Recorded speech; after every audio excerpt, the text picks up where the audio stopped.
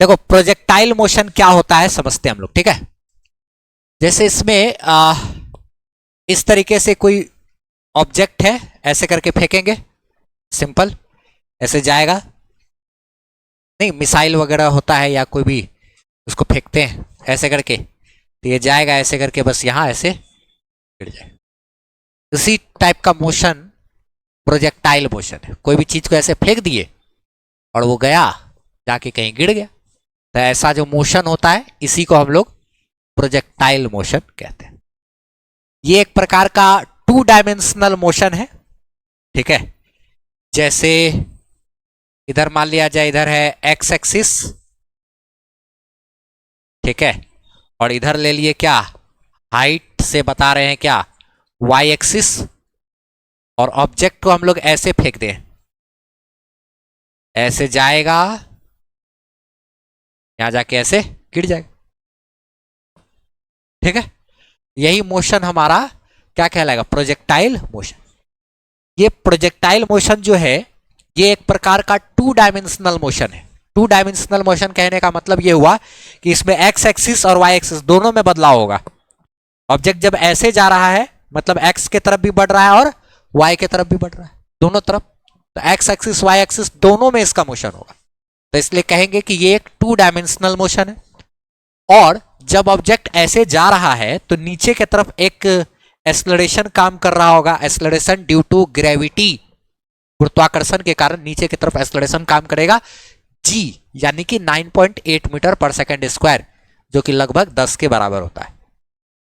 तो ये एक 2 डायमेंशनल मोशन होने के साथ साथ एक एक्सेलरेटेड मोशन भी है, क्योंकि इसमें एक्सेलरेशन हमेशा नीचे की तरफ काम करेगा।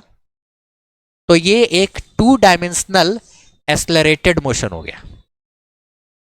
क्या बोले, 2 डायमेंशनल एक्सेलरेटेड मोशन, ठीक है, जिसमें कि ऑब्जेक्ट जो है वो पाराबोलिक पाथ पर चलता है। इसको थोड़ा लैंग्वेज में लिखते हैं हम लोग, फिर इस पर हम लोग चर्चा करेंगे सारा चीज, ठीक है। अब देखा जाए जरा सा, क्या लिखे कि it is a 2 dimensional accelerated motion. 2 dimensional है, एक्सेलरेटेड भी है, in which object moves on a क्या, पाराबोलिक पाथ ना, तो पाराबोला ऐसे बोलते हैं इसको। तो पाराबोलिक पाथ पर ये चलता है, ठीक है, चलता है। अब इसमें क्या क्या होता है सारा चीज पर हम लोग अच्छे से बात करेंगे, चर्चा करेंगे इसको, ठीक है। देखते हैं ये ऑब्जेक्ट को जब यहां से फेंकेंगे तो कैसे ये ऊपर गया, नीचे आया, तो अलग अलग समय पे इसका अलग अलग रफ्तार होगा। जब किसी को फेंकेंगे तो कितना दूर जाकर के गिरेगा, कितना ऊपर उठेगा, ये सारा चीज पर हम लोग थोड़ा थोड़ा सा चर्चा करेंगे, ठीक है। अच्छा देखो जरा सा इस पर आगे बात करते हैं।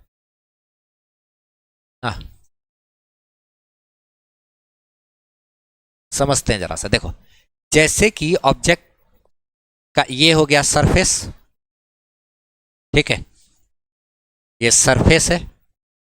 अच्छा, अब अगर हम लोग ऑब्जेक्ट को ऐसे वेलोसिटी देते, यू वेलोसिटी देते, सरफेस के साथ थीटा एंगल बना करके फेंकते हैं किसी ऑब्जेक्ट को, नहीं होता है कोई मिसाइल या कोई भी चीज को ऐसे करके प्रोजेक्ट किए, फेंके, तो जब फेंकेंगे तो ये जाएगा, तो जब ये जो जाएगा तो जा करके कहीं पॉइंट पे गिरेगा। अच्छा ठीक, तो हम लोग जमीन के साथ कुछ एंगल तो बना करके रखेंगे ऐसे, तब ना ऐसे करके दूर तक जाएगा। अच्छा ठीक, तो ये थीटा है। जब फेंकेंगे इसको यू वेलोसिटी से, तो इस यू वेलोसिटी का 2 टुकड़ा टूटेगा, एक इधर और एक इधर, यू वेलोसिटी का 2 हिस्सा टूटेगा। ये टॉपिक उसी को समझ में आएगा जिसको इसी चैप्टर में ना, चैप्टर नंबर 3 में वो कंपोनेंट ऑफ वेक्टर नाम का टॉपिक पढ़ा हुआ होना चाहिए। वेक्टर में कंपोनेंट ऑफ वेक्टर पढ़ा हुआ होगा तो ये टॉपिक समझ में आएगा, नहीं तो नहीं समझ में आएगा, तो दिक्कत हो जाएगा। तो चलो, u है, इस u वेलोसिटी का एक हिस्सा क्या करेगा, ऑब्जेक्ट को आगे लेकर के जाएगा और इसी का एक हिस्सा इसको ऊपर उठाएगा। इसका एक टुकड़ा इधर तोड़ेंगे इस तरफ, कितना u कितना होता है इधर, इसका वेलोसिटी का कंपोनेंट इधर कितना होगा, u cos थीटा, जिधर एंगल होता है उधर cos थीटा, तो इधर होगा u कॉस थीटा, और इसका इधर तोड़ेंगे तो ये कितना होगा, you sine theta, you cos theta, you sine theta. You cos theta responsible है किसको, आगे, इसको आगे ले जाने के लिए, और यू साइन थीटा इसको ऊपर उठाएगा। ये यू साइन थीटा तब तक ऊपर उठाएगा जब तक यू साइन थीटा 0 ना हो जाए, जब तक ऊपर का रफ्तार, इसको, ये एक 2 डायमेंशनल मोशन है, मतलब एक डायमेंशन इधर एक डायमेंशन इधर, तो ये 2 डायमेंशनल मोशन को हम लोग 2 को 1 डायमेंशन मोशन में तोड़ के पढ़ेंगे, जैसे हम लोग बातचीत किए थे, एक एग्जाम्पल सवाल भी किए थे। तो ऑब्जेक्ट के ऊपर जब ये ऑब्जेक्ट ऐसे जाएगा तो नीचे की तरफ जो एक्सेलरेशन काम करेगा वो तो वाई एक्सिस में है ना, तो वाई एक्सिस वाला जो है वो वाई एक्सिस पे असर डालेगा, यानी यू साइन थीटा जो ऊपर का वेलोसिटी है उसी को कम करेगा, नीचे की तरफ जो एक्सेलरेशन है वो नीचे उसको क्या करेगा, कम करेगा। लेकिन इधर जो रफ्तार है वो जस का तस रहेगा। अच्छा, और ऑब्जेक्ट हमारा जो चलेगा इस पर ऐसे उठा, ये उठ रहा है किस वजह से, ऊपर जा रहा है किस वजह से, यू साइन थीटा की वजह से, आगे जा रहा है किस वजह से, यू कॉस थीटा की वजह से। ये जब तक ऊपर का रफ्तार इसका, अब देखो ये टॉप पॉइंट पे पहुंच गया, अब हाइट इसका ऊपर जाना बंद हो गया, तो इसका मतलब यू साइन थीटा 0। अब ऊपर वाला वेलोसिटी, ऊपर के तरफ का वेलोसिटी हमारा क्या हो गया, 0, लेकिन इस तरफ का जो वेलोसिटी है वो यू कॉस थीटा बरकरार है, ये बरकरार है, ठीक है।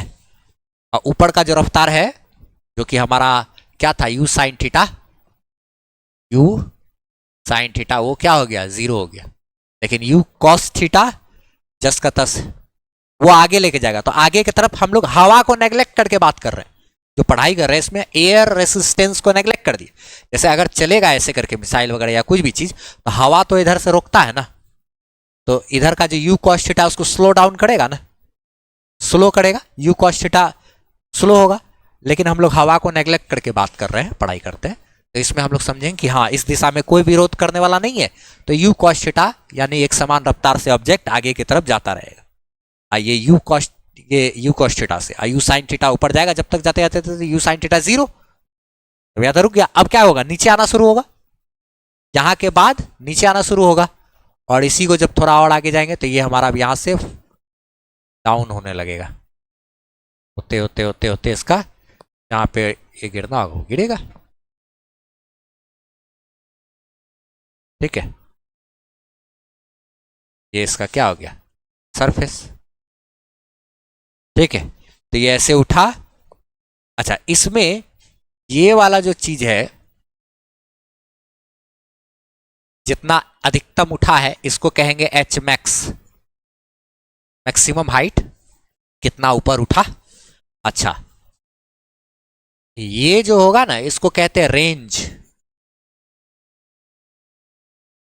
इसको क्या कहते हैं, रेंज। रेंज कितना ज्यादा है, ठीक है, कितना दूर तक जाकर के गिरेगा। अच्छा, और ये कितना ऊंचाई उठेगा। अच्छा, यहां टॉप पॉइंट पर यू ऊपर वाला वेलोसिटी 0 हो जाएगा, खाली इधर वाला वेलोसिटी बचा रहेगा। तो इस टॉप पॉइंट पर वेलोसिटी कितना रहता है, सिर्फ आगे के तरफ कितना, यू कॉस थीटा, कितना रहेगा, यू कॉस थीटा, यहां पे आगे की तरफ, ठीक है। ऐसे ऐसे चीज रहता है, तो ऐसा है।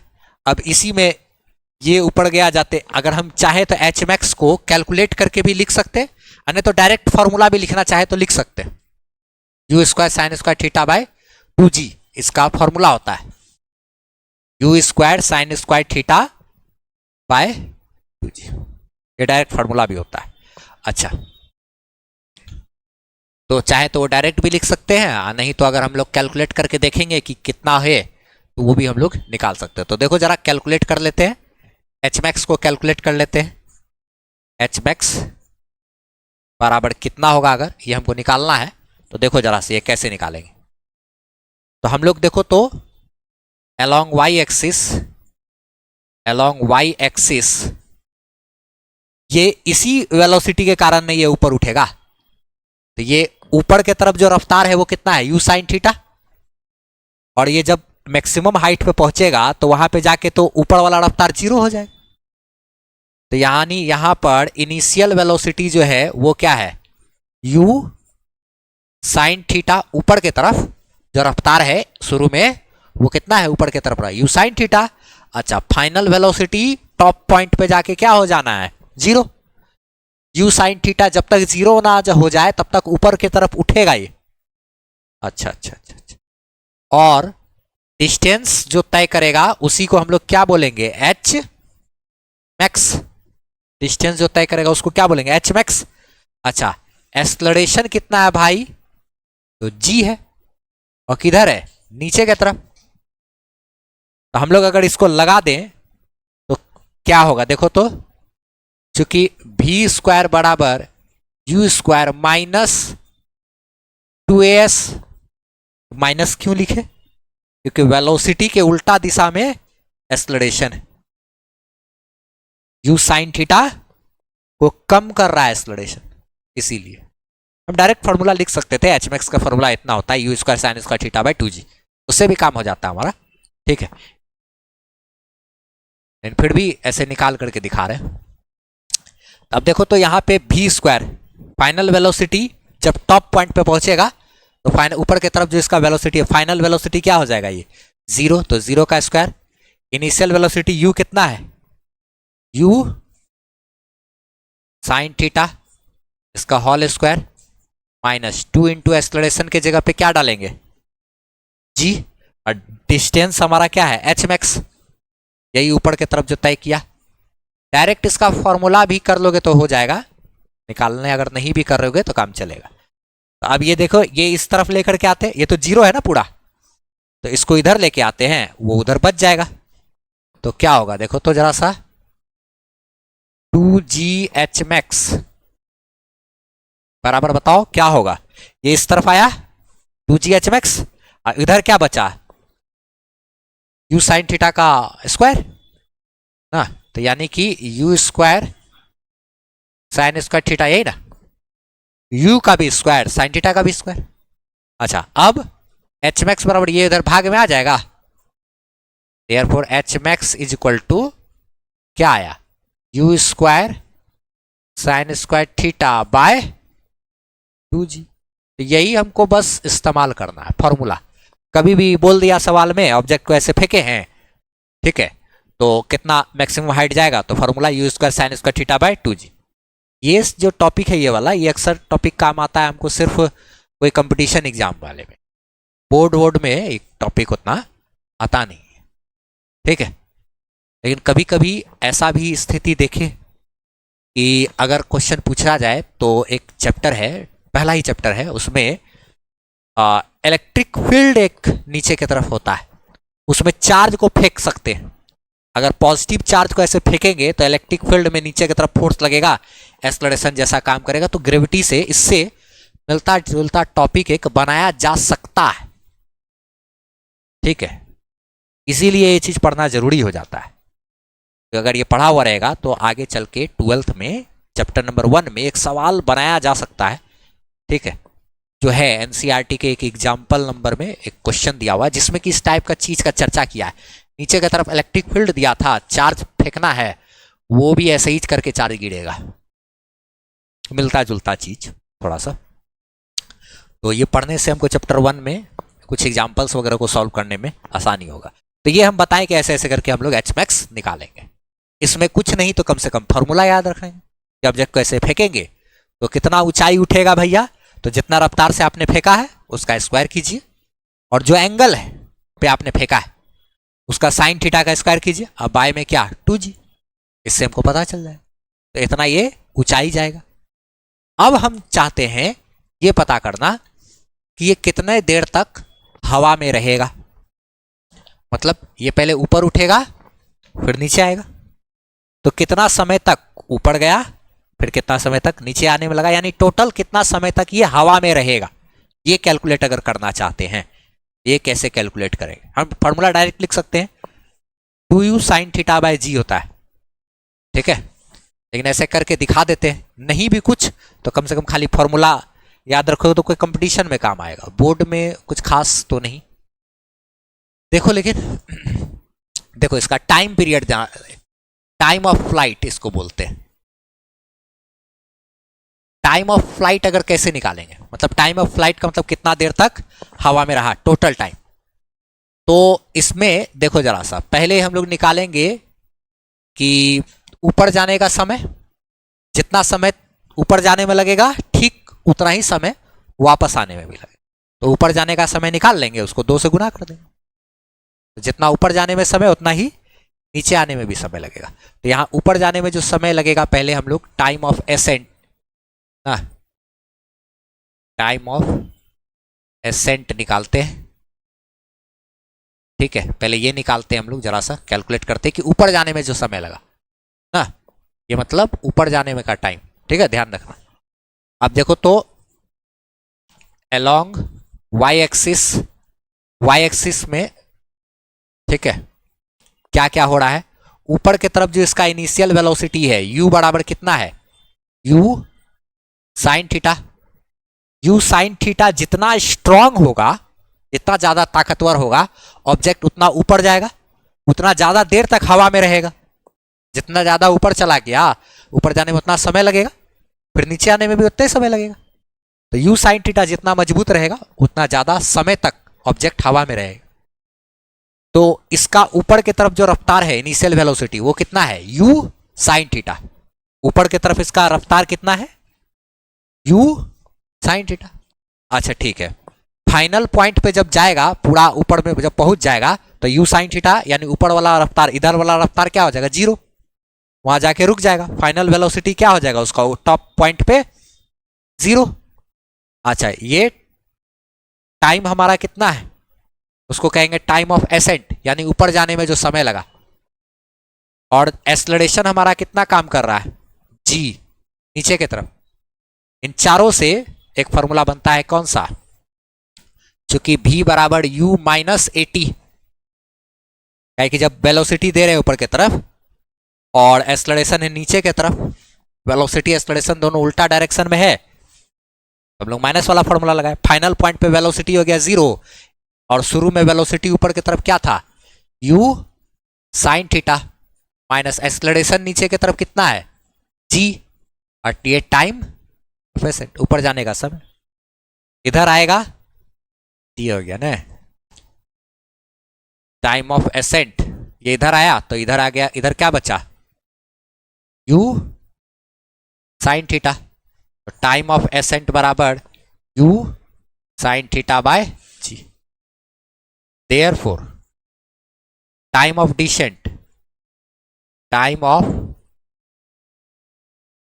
या नीचे आने में जो समय लगा, वो भी हमारा उतना ही होगा, ये ऊपर जाने वाला समय के बराबर, u sine theta by g, u sine theta by g. जितना ऊपर जाने में समय लगा, उतना ही नीचे आने में भी समय। तो दोनों जोड़ देंगे तो time of flight, therefore time of flight बराबर टाइम ऑफ एसेंट और टाइम ऑफ डिसेंट, दोनों ऊपर जाने का समय और नीचे आने का समय। ऊपर जाने का समय u साइन थीटा बाय जी, नीचे जाने आने का भी समय तो वही हो जाएगा, जोड़ देंगे तो 2u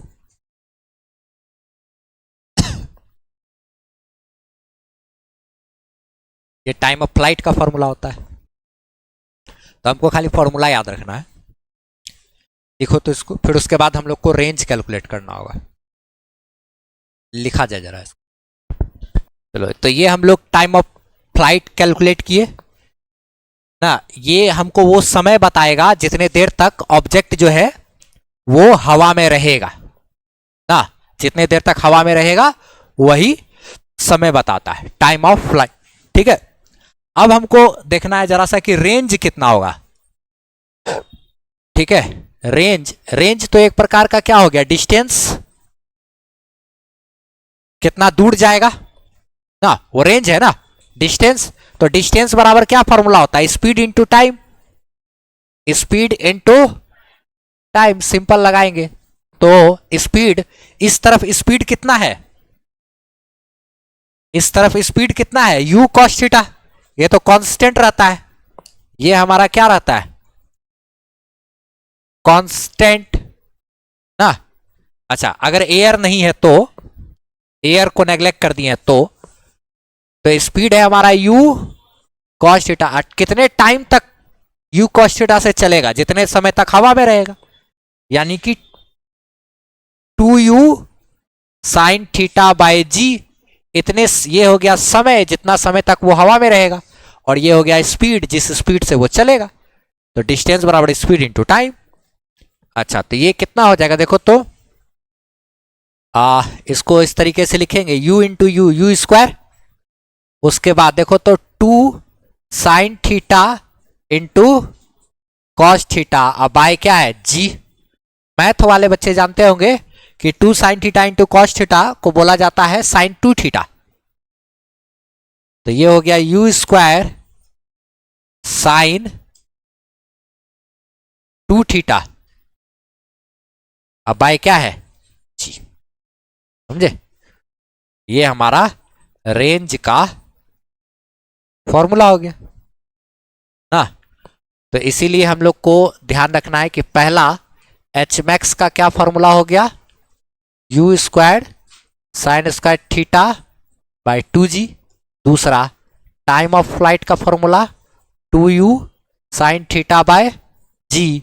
और तीसरा रेंज का formula u square sine 2 theta by g. लोग डायरेक्ट भी लिख देते हैं फॉर्मूला, लिख करके आगे बढ़ जाते हैं। ऐसा भी होता है कि मतलब डायरेक्ट वो लिखे बताए और उसके बाद ये डिराइव हम करके दिखाएं ना फॉर्मूला, लोग ऐसे डायरेक्ट भी लिख करके आगे पढ़ाई कर देते हैं, चलता है, कोई दिक्कत नहीं है, ठीक है। जो लोग बोर्ड के लिए तैयारी कर रहे हैं तो खाली बस नॉर्मल देखेंगे तो काम चल जाएगा। तो ये हम लोग यहाँ पर से समझे ये इसके बारे में, projectile motion, 2 dimensional accelerated motion हो गया। रेंज मैक्सिमम हाइट 2 डायमेंशनल है, उसको 2 को 1 डायमेंशन में तोड़ के हम लोग काम करेंगे, ठीक है। अभी और भी बहुत सारा छोटा मोटा इससे रिलेटेड जानकारी है जो हम लोग जानेंगे थोड़ा एक्स्ट्रा नॉलेज के लिए। यहाँ तक ये सारा फॉर्मूला करने के बाद ये एक बनाने के लिए दिए थे, ठीक है। तो इसमें सब कुछ निकालना होगा, तो कैसे कैसे सारा का बस फॉर्मूला बैठाते जाना है, सारा चीज़ तो दिया हुआ है, क्या u दिया हुआ है, थीटा दिया हुआ है, सबका फॉर्मूला बैठा देंगे आ जाएगा। खाली एगो एक्स एच मैक्स पर वेलोसिटी चाहिए, तो मैक्सिमम हाइट पर जो वेलोसिटी होता है वो तो क्या होता है u cos थीटा ना। वेलोसिटी का एक u cos theta, u sin theta तो जीरो हो जाता है, सिर्फ u cos थीटा जिंदा रहता है। तो मैक्सिमम हाइट पर अगर वेलोसिटी पूछेगा तो हम लोग क्या करेंगे, इसमें ये कितना होगा u cos theta. H max का फॉर्मूला क्या होता है u square sine square theta by 2g। Time of flight का 2u sine theta by ji. Range you square sine 2 theta by क्या जी। सब पे बैठा देना है। यहाँ पे साइन 60 डिग्री होगा, जितना आएगा उसका स्क्वायर। यहाँ पे साइन 60 गुना 2 तो 120, तो साइन 120 का मान होता है √3/2, उसको यूज कर लेना है। इसमें कुछ हिंट दे दिए, साइन 120 बराबर क्या √3/, कैसे लिखे थे ये, साइन इसको लिखेंगे 90 + 30 और साइन 90 + थीटा कॉस थीटा, तो वहीं से हो गया। ये चारों को बनाना है, ठीक है। बताने लायक इसमें कुछ है नहीं। चलो आगे बढ़ते हैं हम लोग। हाँ, आगे हम लोग बात करते हैं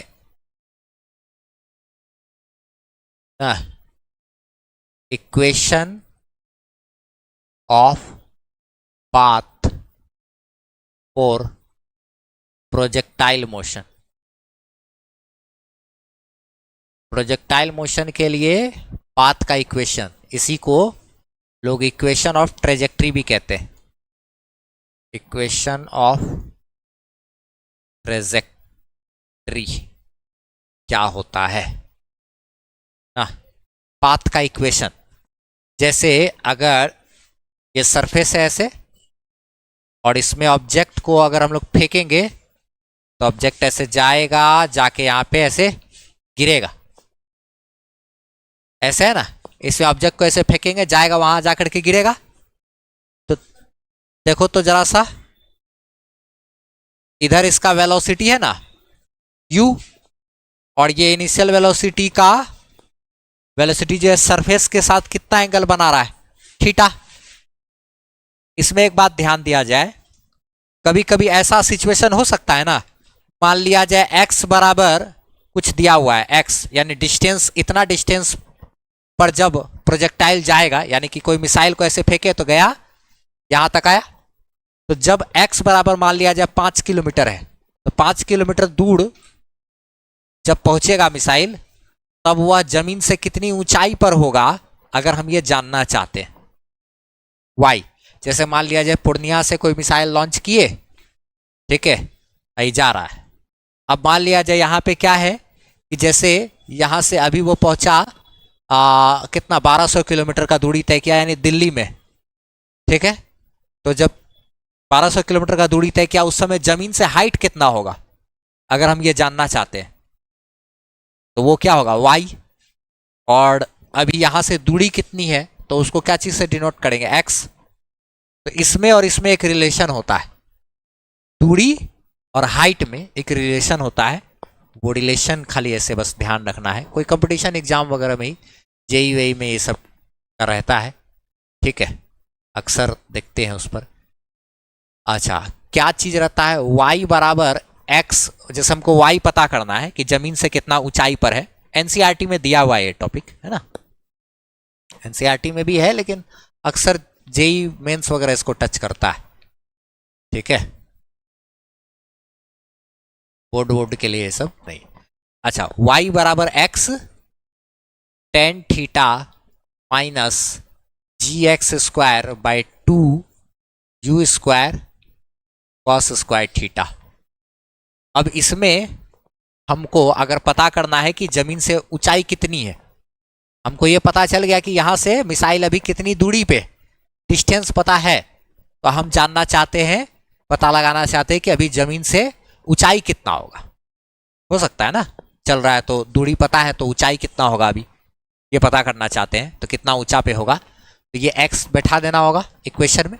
x का मतलब अभी दूरी कितना पे है, वो दूरी गुना में क्या करना है, टेन थीटा, ये थीटा अगर मालूम है तो उसका टेन थीटा, जैसे 60 डिग्री है तो टेन 60, माइनस जी का मान 10, फिर वही एक्स स्क्वायर यानी कि दूरी जितना है उसका स्क्वायर, अब भागा 2 इंटू यू जिस स्पीड से फेंके हैं, फिर कॉस थीटा का स्क्वायर, यानी थीटा उसमें काम आएगा।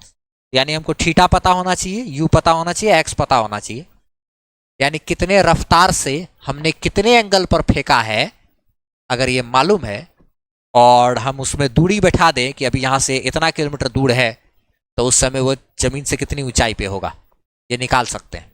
यानी कि मिसाइल को यहां से फेंके तो जब वो दिल्ली को क्रॉस करेगा तो उस समय वह जमीन से कितनी ऊंचाई पे होगा हम ये निकाल सकते हैं, बशर्ते हमको यहाँ से दिल्ली की दूरी पता होनी चाहिए, 1200 किलोमीटर है अगर, तो वो उसमें डाल देंगे एक्स के जगह पे, जी का मान 10 डाल देंगे, थीटा पता है तो टेन थीटा और कॉस थीटा बैठा दें तो डाल सकते हैं। ये एक इक्वेशन होता है, बस छोटा सा बात, ठीक है, नॉर्मल। आगे बढ़ते हैं जरा सा ना, आगे एक चीज जानना है कि हम लोग अगर चाहते हैं कि ऑब्जेक्ट जो है वो काफी दूर जाकर के गिरे, ऑब्जेक्ट क्या हो, काफी दूर जाकर के गिरे, रेंज हमारा मैक्सिमम हो, उसके लिए हमको कितने एंगल पर वस्तु को फेंकना पड़ेगा। जैसे कि एक नीरज चोपड़ा या ऐसे कुछ था जो कि भाला वगैरह से के लिए पॉपुलर हुआ था ना वो, अच्छा उसमें भी एक खास एंगल था जिस वजह से काफी ज्यादा डिस्टेंस पर गिरा था जाकर के प्रोजेक्टाइल। तो उसमें देखो एंगल फॉर मैक्सिमम रेंज हम चाहते हैं कि अगर कभी भी कोई पत्थर को अगर फेंके, कभी कभी ऐसा हो जाता होगा दोस्त लोग में भी ऐसा लगे, चाहे ठीक है पत्थर लिए चलो फेंकते हैं, कितना ज़्यादा दूर तक जाता है। कभी कभी अक्सर कुछ लोग ऐसा ऐसा कर देता है, लड़का लोग का बात कर रहे हैं। मान लिया जाए अगर ऐसे फेंके तो हम चाहते हैं कि पत्थर मेरा काफ़ी ज़्यादा दूरी तक जा करके गिरे, उसके लिए हमको एंगल कितना रखना चाहिए, एंगल कितना रखना चाहिए जमीन के साथ, वही हम बताने वाले हैं। ठीक है, एंगल फॉर मैक्सिमम रेंज। तो मैक्सिमम रेंज के लिए ये एंगल जो है हमारा थीटा कितना होना चाहिए। यू तो अपना जितना हम अधिकतम लगा सकते हैं लगाएंगे, लेकिन एंगल की अगर बात करें, अगर हम एंगल कर देंगे एकदम पूरा ऐसे करके खड़ा ऐसे कर देंगे तो ऊपर जाएगा, जाके नीचे आ जाएगा, तो रेंज क्या हो जाएगा, 0। तो एंगल पे निर्भर करता है रेंज क्या होगा। तो रेंज का फॉर्मूला जो होता है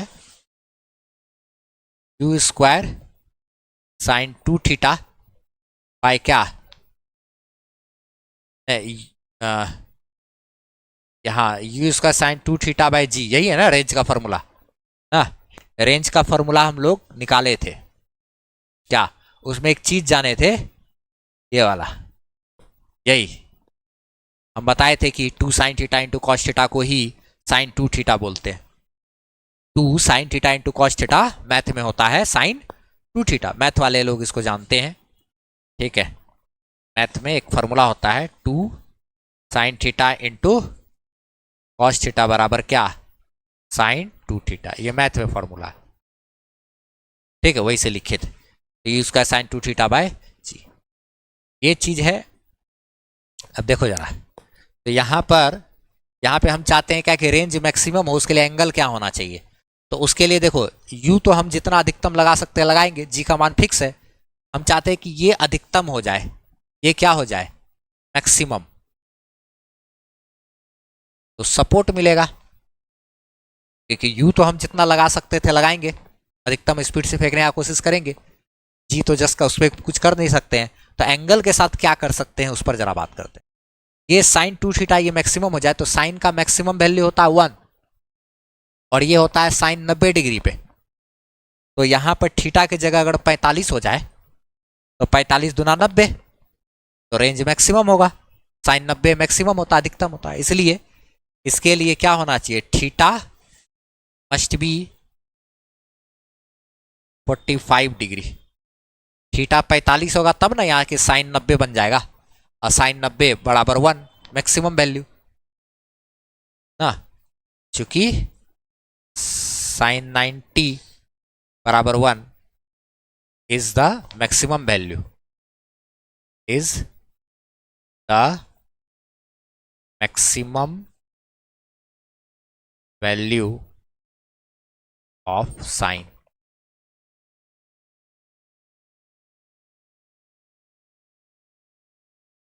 साइन का मैक्सिमम वैल्यू है, ठीक है, साइन का मैक्सिमम वैल्यू 1 होता है। ये साइन 90 डिग्री पे होगा, 90 होने के लिए थीटा यहाँ क्या होना चाहिए, 45। तो 45 डिग्री पे अगर किसी को हम फेंकेंगे तो वो सबसे अधिक दूरी पे जाकर के गिरेगा।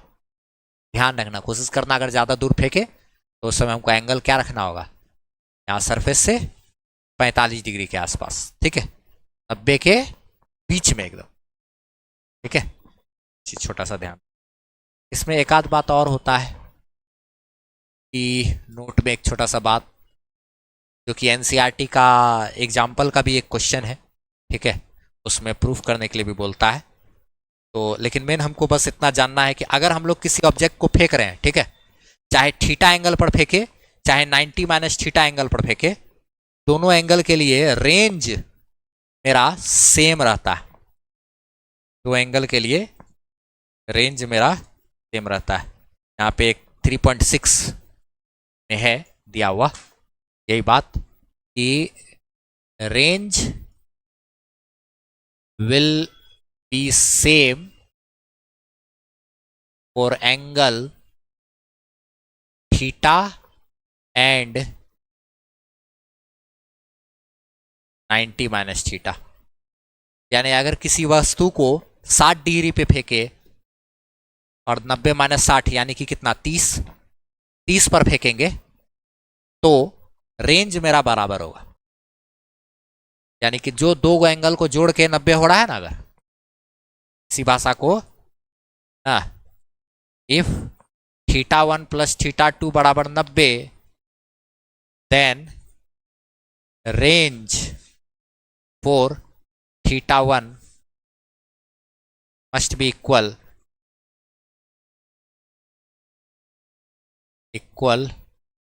to range for θ2। यानी अगर दो एंगल को जोड़ के 90 हो रहा है तो उन दोनों एंगल पर अगर हम फेंकेंगे अगर, तो रेंज मेरा क्या होगा, सेम। जैसे अगर मान लिया जाए 15 डिग्री पे फेंके तो जितना दूर जाके गिरेगा, 75 डिग्री पे फेंकेंगे तब भी उतने दूर जाके गिरेगा, ये कहना चाह रहे हैं। 15 डिग्री और 75 डिग्री के लिए रेंज सेम, ठीक है। और अगर 18 डिग्री पे फेंके हैं तो, और कितना 72 डिग्री पे फेंकेंगे तो रेंज हमारा सेम रहेगा, ये कहना चाह रहे हैं ना। यानी कि बात क्या आप कहना चाह रहे हैं कि range for 15 degree and 75 degree will be same. और एक एग्जांपल लिख देते हैं, क्या चीज, ये range for 18 degree and 72 degree will be same. 18 degree, जो दो एंगल जिन दोनों को जोड़ के 90 पुड़ रहा है उन दोनों के लिए रेंज मेरा सेम होगा, लेकिन दोनों में मैक्सिमम हाइट अलग अलग होगा। लेकिन हाइट क्या होगा दोनों में, इसी बात को हमने यहां पर लिख भी लिया है, क्या कि ये जैसे थीटा एंगल पर फेंके या फिर 90 माइनस थीटा एंगल पर फेंके, दोनों ही स्थिति में जो रेंज है हमारा वो सेम है, कितना है, r। लेकिन जो मैक्सिमम हाइट की बात करें तो मैक्सिमम हाइट एक में h1 तो एक में क्या है h2, और रेंज सेम रहता है और मैक्सिमम हाइट जो है hmax वो डिफरेंट होता है। यहां पर एक बात ध्यान देना है कि ये h1 h2 यानी कि दोनों एंगल पर जो hmax आ रहा है अलग अलग, वो और रेंज जो है वो, उनके बीच एक रिलेशन होता है, r बराबर रेंज जो कॉमन है बराबर 4√h1 h2। इसको हम लोग ध्यान रखेंगे, कभी हो सकता है ऑब्जेक्टिव भी है, कहीं पर भी आपको काम दे देगा, ठीक है। अब आगे बढ़ते हैं। एक क्वेश्चन पूछता है इसमें कि बताइए कि ये जो किस एंगल पर अगर हम किसी ऑब्जेक्ट को फेंक दें तो रेंज और मैक्सिमम हाइट दोनों बराबर हो, यानी ये और ये दोनों क्या हो, बराबर। तो वह एंगल बताइए, ठीक है। तो उसके लिए एक एक्स्ट्रा में क्या चीज, यानी एंगल फॉर विच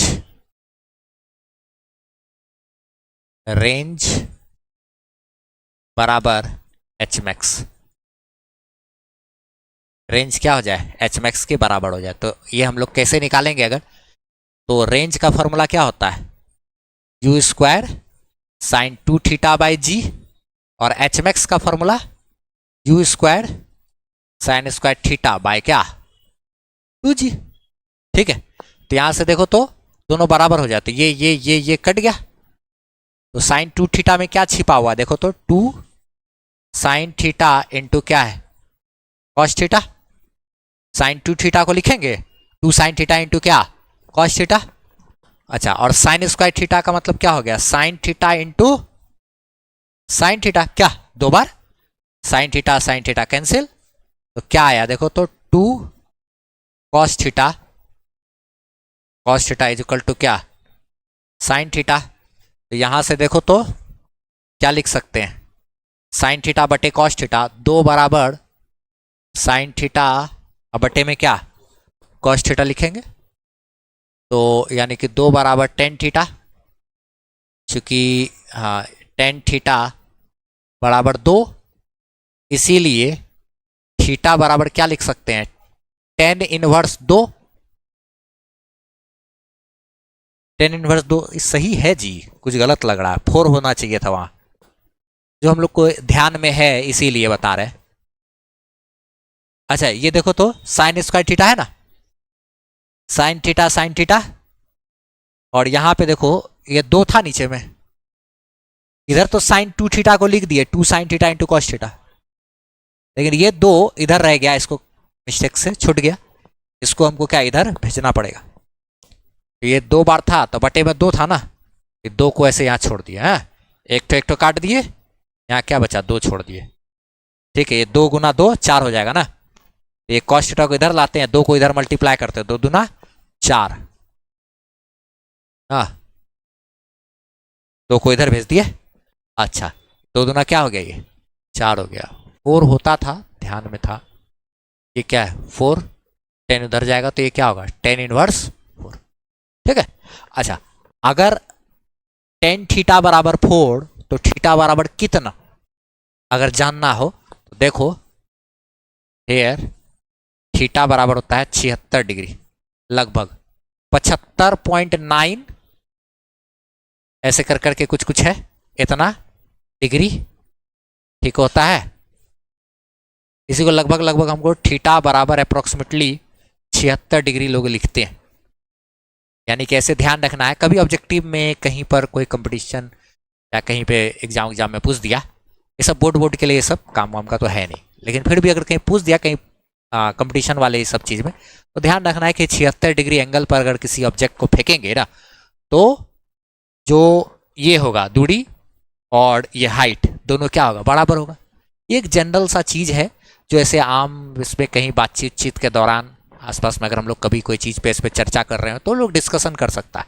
ठीक है, जनरल तो ये ऐसा बात हो गया। अब और क्या क्या चीज़ इसमें जाने प्रोजेक्टाइल में, कि हम लोग अगर 2 एंगल है, एक थीटा और एक 90 माइनस थीटा, दोनों पर फेंकेंगे तो रेंज मेरा सेम आएगा, और उस स्थिति में एच मैक्स अलग अलग होगा H1H2, और उनके बीच रेंज और H1H2 के बीच ये रिलेशन होता है। ठीक है, फिर उसके बाद ये वही एंगल वाला बातचीत किए। ठीक है, 45 डिग्री पे फेंकेंगे तो मैक्सिमम रेंज होगा, क्या ये एक्स और वाई में एक रिलेशन हो गया ना।